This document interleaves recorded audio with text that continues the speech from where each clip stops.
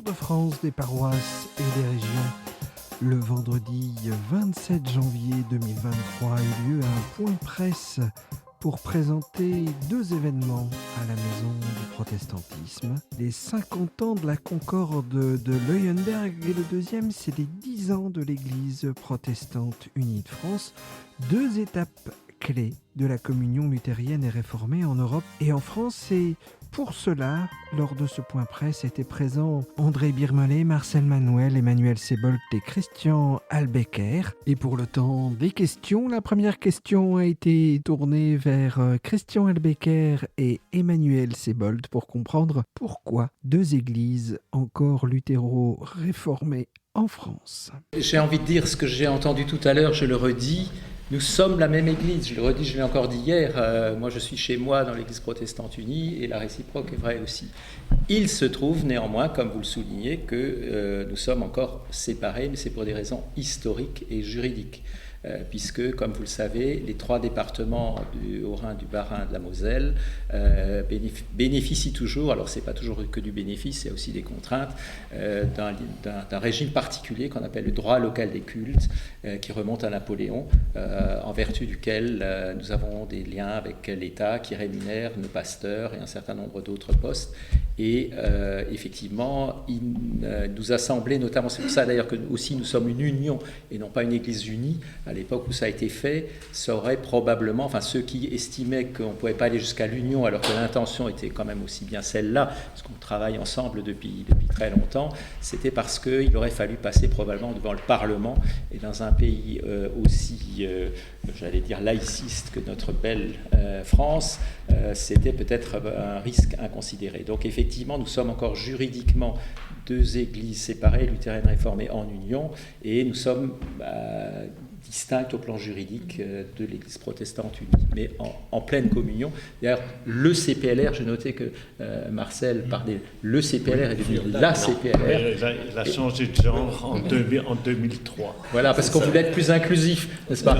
Non, c'était pas ça, c'est parce que le C qui signifiait auparavant conseil est devenu communion, et c'est la réalité que nous vivons.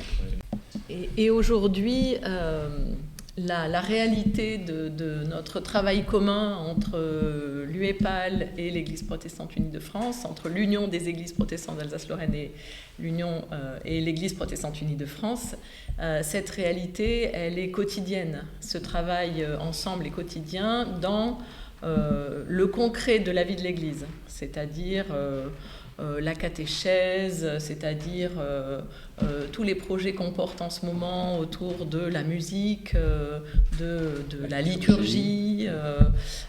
Voilà.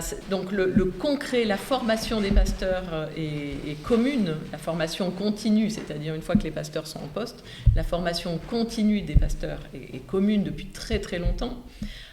Et il y a tout un tas d'interactions entre nous, entre l'Union d'Église et l'Église unie, sur vraiment le concret de la vie de l'Église. Je donnerai simplement un exemple qui m'a beaucoup frappée.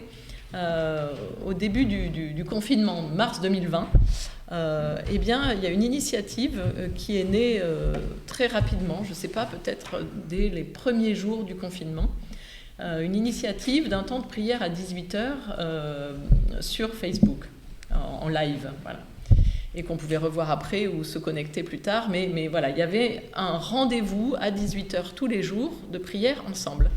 Et cette initiative est née avec des pasteurs des deux églises et unions d'églises, de manière spontanée, immédiatement. C'est-à-dire que des pasteurs de l'Alsace et des pasteurs de l'Église protestante unie se sont dit tiens, on va faire ça ensemble, et ils ne se sont pas posé la question, il faut que ça s'arrête à la ligne des Vosges, enfin vraiment voilà, c'est né comme ça. D'une part, ils ne nous ont pas demandé notre autorisation, c'était encore mieux.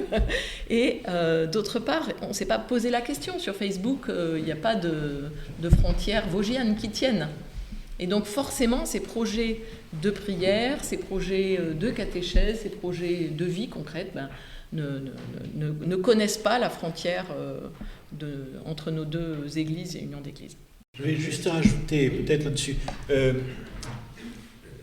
La difficulté que mentionnait Christian est forte et elle a sans doute causé en particulier la fin du processus de l'unification entre l'Église réformée d'Alsace et de Lorraine et l'Église réformée de France.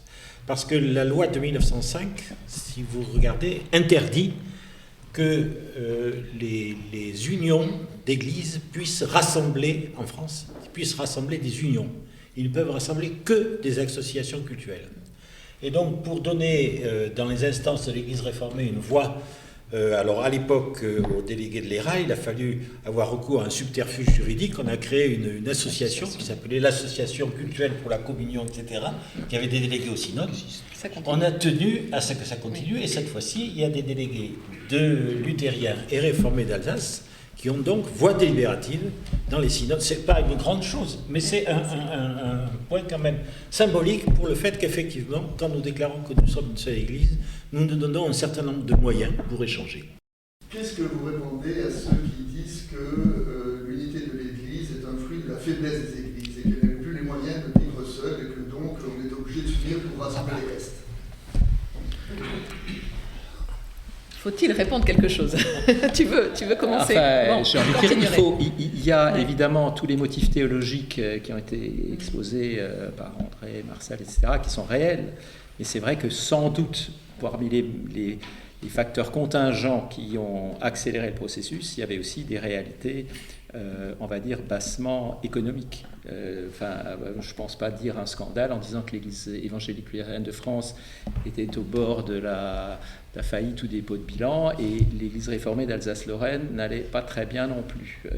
Et c'est, voilà, donc ça a aussi permis d'avancer, puisqu'évidemment, nous partageons nos ressources, et par les temps difficiles, c'est pas négligeable. Et donc ça a probablement un peu accéléré, mais voilà, c'est un aspect, et aussi ce qui a peut-être alors à la fois accélérateur frein. Le frein, c'est aussi les rapports majorité-minorité. On a beau être globalement minoritaire, les luthériens, ça a été dit tout à l'heure par Marcel, les luthériens de France étaient un peu sur la réserve, et les réformés d'Alsace pareil, parce que là-bas les rapports sont inverses. Et donc voilà, mais on a quand même, sur la base de nos convictions communes. Alors j'en profite juste pour rappeler qu'on fête les 10 ans de l'Église protestante unie, c'est formidable, les 50 ans de Leuenberg, mais à Strasbourg, nous fêtons les 500 ans de l'arrivée de Bucer dans notre bonne ville de Strasbourg.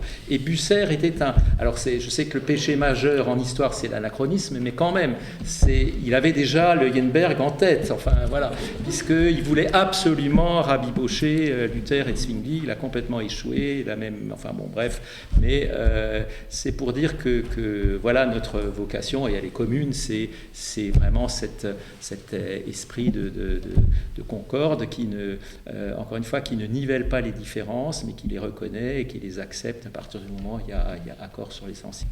J'ajouterai peut-être 3 points rapides. Tout d'abord, la faiblesse, c'est quand même, comment dire, au cœur de la théologie chrétienne, quelque chose que l'on reconnaît comme une dimension christologique. Et donc, ça n'est pas quelque chose à combattre, mais à accueillir. Donc, c'est pas parce qu'on est faible qu'on va essayer de fuir cette faiblesse. Ça, c'est un premier point, il me semble, théologiquement important. Ensuite, s'il était vrai que quand on est faible, on cherche à aller vers ceux qui sont plus nombreux ou plus riches, cela signifie que nos minorités auraient été très favorables, ce qui n'a pas été tout à fait le cas. Et donc, en fait, la peur des minorités a été vraiment d'être avalée par l'Église la plus importante. Donc, ça n'a pas été du tout un argument pour l'Église numériquement la plus petite. Par contre, de manière positive, ce que l'on assume aujourd'hui, c'est que les différences, quand elles sont perçues comme des divisions, c'est vraiment un empêchement à entendre l'Évangile. Et c'est ce qu'on a dit au moment de la création de l'Église protestante unie, et c'est ce qu'on continue à dire aujourd'hui. C'est-à-dire, autant les différences vécues comme des richesses sont un enrichissement par rapport à l'Évangile, autant nos divergences vécues comme quelque chose de négatif est un empêchement à entendre l'Évangile. Voilà, je crois qu'aujourd'hui, l'Église protestante unie, en tout cas, le vit. Là aussi, je prendrai juste un exemple. Depuis 10 ans, aucun synode national n'a demandé à se réunir en collège confessionnel. Donc aucun des 10 synodes n'a choisi de se séparer à un moment. Donc la possibilité existe dans les statuts. Luthériens et réformés peuvent se réunir en collège confessionnel et le vote de chacun doit être positif pour que la décision soit positive. Eh bien, aucun des synodes nationaux n'a demandé à se réunir de manière séparée. Même sur des questions théologiques, même sur le vote de la déclaration de foi, même sur des changements constitutionnels qu'on a votés en 2019, il n'y a pas eu de demande de collège séparé. C'est signe, je pense, que l'on vit réellement, concrètement, les fruits de cette union. Professeur Bienvenue, dans votre livre, vous dites proposer des pistes pour mieux préparer l'avenir. Est-ce que vous pouvez en brosser un peu le tableau de ces pistes d'avenir? Dans le livre, j'essaye de dire où sont avant tout les obstacles à surmonter. Et les obstacles à surmonter me semblent être de 3 ordres. Il faut, premièrement, devenir davantage catholique. C'est-à-dire, oui, la catholicité dans le sens où, effectivement, nous faisons partie les uns des autres.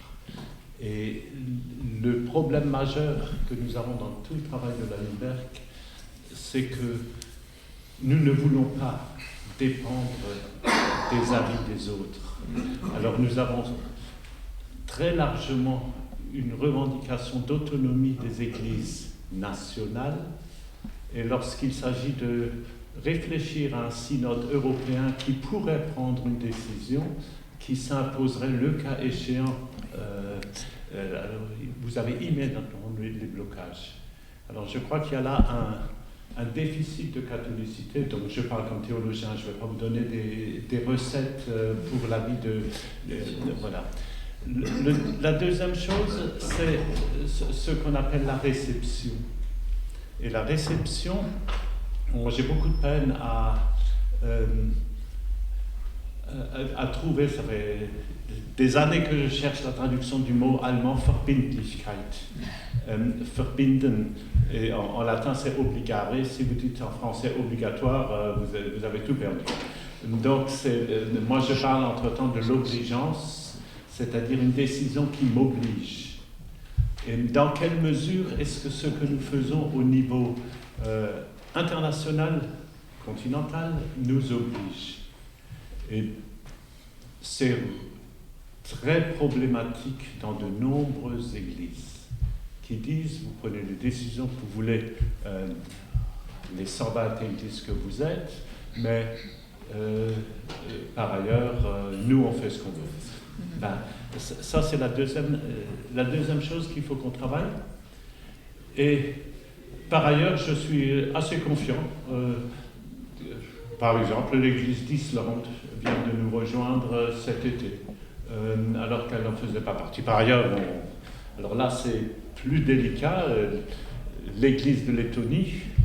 Alors on ne met jamais quelqu'un à la porte, mais on fait comprendre aux gens qu'ils ne sont plus désirés jusqu'à ce qu'ils écrivent d'eux-mêmes qu'ils prennent la porte. Ben là, tu sais, vous avez tout simplement un synode qui a décidé, il y a 6 ans, d'annuler les ordinations des femmes. Donc, toute femme ordonnée, du jour au lendemain, ne pouvait plus servir dans cette église, et entre-temps, il y a d'autres églises qui ont des penchants qui vont dans ce sens-là, dans l'Europe, disons, plutôt de l'Est, mais ce sont des choses où il faut qu'on apprenne à mieux tenir compte les uns des autres, et on le fait dans nos assemblées générales. Donc moi j'ai eu la grande chance depuis 1974 de participer à ce travail jusqu'à la dernière assemblée à Bâle il y a 5 ans, mais les progrès sont énormes. Mais on n'est pas encore arrivé. Et si on ne fait pas attention, notre histoire risque de s'enliser et de devenir une organisation d'églises internationale d'églises parmi d'autres, et puis on en aura encore plus. Non, là vous avez affaire à une église, il faut qu'on travaille ça. Et puis, moi je crois quand même, nous étions quand même toute une série de théologiens et de responsables d'église français à pousser à la roue. François Claveroli a été pendant un temps dans l'exécutif. Elisabeth Parmentier a carrément présidé le comité exécutif. Marc Linat a été un des rédacteurs de la Concorde. Et on a eu, en fait, on a assez apprécié le travail qui venait des membres français. Merci d'avoir suivi ce point presse qui a eu lieu le vendredi 27 janvier 2023 à la Maison du Protestantisme à Paris avec André Birmelet, Marcel Manuel, Emmanuel Sebolt et Christian Albecker. Vous retrouverez prochainement dans l'émission Ressources la table ronde avec André Birmelet et Marcel Manuel qui a eu lieu à l'Institut protestant de théologie. Une table ronde animée par Marc Boss, professeur de philosophie et d'éthique, et Pierre-Olivier Léchaud, professeur d'histoire du christianisme à l'époque moderne.